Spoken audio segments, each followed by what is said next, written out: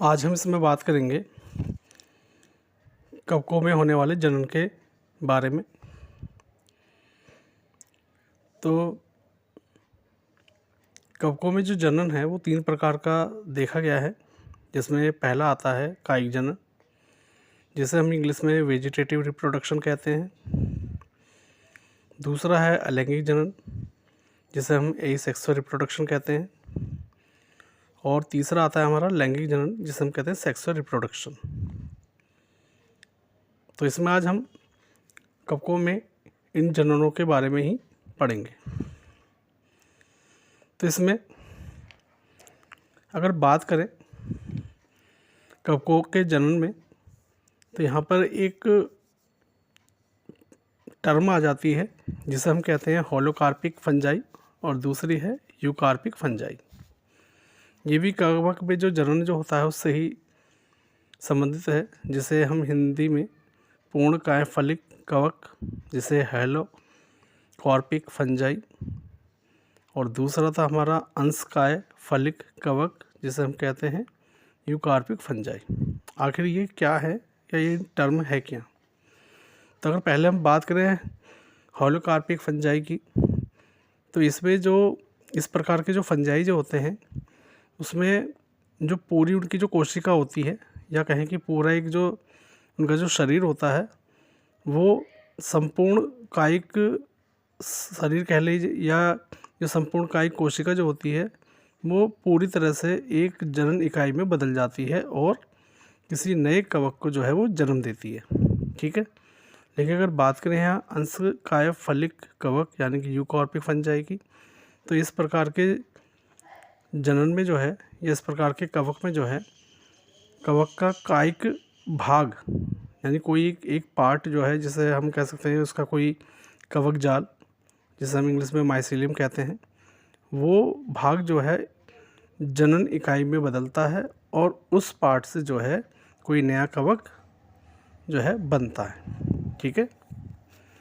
अगर कवकों के जनन के बारे में अगर देखें, तो मैंने यहाँ ये बताया कि जो कवक है इनमें 3 प्रकार का जनन पाया जाता है, जिसमें कायिक जनन, अलैंगिक जनन और लैंगिक जनन था। जबकि यहाँ पे एक महत्वपूर्ण बिंदु यहाँ पे ये है कि जो ड्यूटेरोमाइसीटीज वर्ग के जो कवक होते हैं इसमें किसी भी प्रकार का कोई भी लैंगिक जनन देखने को नहीं मिलता, या ये कहें कि ड्यूटेरोमाइसीटीज वर्ग के कवक में कोई भी लैंगिक जनन नहीं होता। ठीक है। फिर से आ जाते हैं यहाँ पे पूर्णकाय फलिक कवक के बारे में। अगर इनकी बात करें कि होलोकार्पिक फंजाई में एग्जाम्पल अगर कोई हो उदाहरण, तो इसमें होता है यीस्ट है, एक कोशिकीय कवक होता है, और ये जो है होलोकार्पिक फंजाई के अंतर्गत आता है।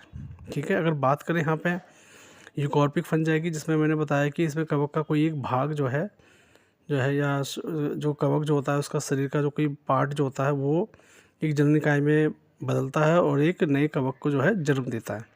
तो इसमें जो है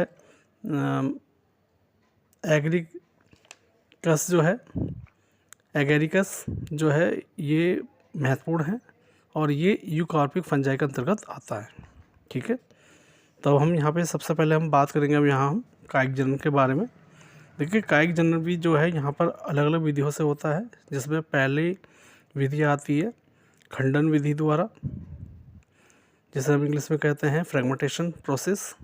दूसरा है विखंडन विधि द्वारा, जिसे हम कहते हैं फीजन प्रोसेस। और तीसरा है हमारा मुकुलन विधि द्वारा, जिसे हम कहते हैं बर्डिंग प्रोसेस। ठीक है।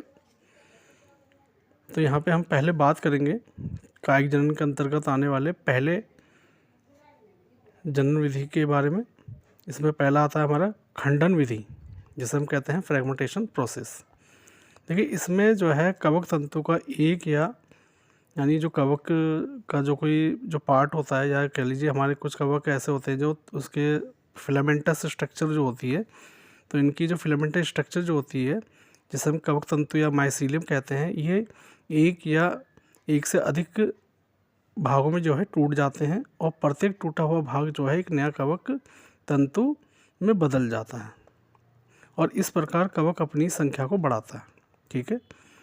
तो ये तो हुआ खंडन विधि। खंडन नाम से पता चल रहा है, खंडन विधि यानी कि उसके जो माइसीलियम है यानी कवक तंतु जो है वो खंडों में टूट जाता है अलग अलग, और प्रत्येक खंड जो है एक नया कवक तंतु में या किसी एक नए कवक में वो बदल जाता है। ठीक है, इसके अगर उदाहरण की बात करें तो यहाँ पे हमारे जैसे म्यूकर है, राइजोपस है, ये मुख्य है।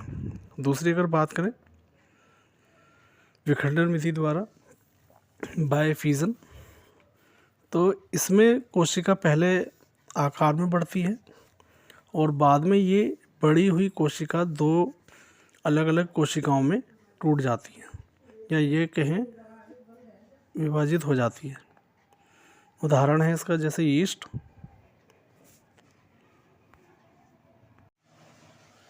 अब बात करेंगे हम मुकुलन विधि के बारे में, जैसे हम कहते हैं इंग्लिश में बर्डिंग प्रोसेस।